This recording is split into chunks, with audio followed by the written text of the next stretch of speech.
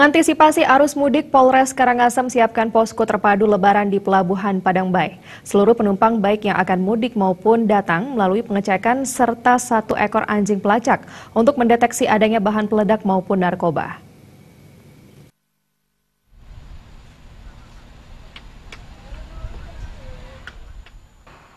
Kapolres Karangasem AKBP Wayan Gede Ardana mengatakan, selain mendirikan 2 pos penjagaan di pintu masuk Karangasem arah Denpasar, pihaknya juga mendirikan 1 pos terpadu Lebaran.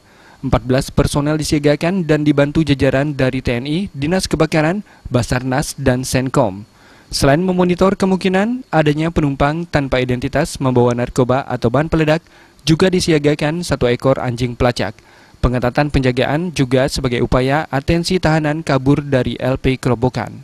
Pos terpadu di sini kita tempatkan adalah untuk menjaga keamanan dan kelancaran masyarakat yang akan mudik ke daerah Lombok. Di sini kita tempatkan 14 personil tiap shift dan dibantu oleh beberapa rekan yang lain, baik dari anggota TNI, kemudian dari pemadam kebakaran, kemudian dari instansi lain juga membantu kita untuk kelancaran masyarakat menuju ke Lombok maupun yang datang dari Lombok.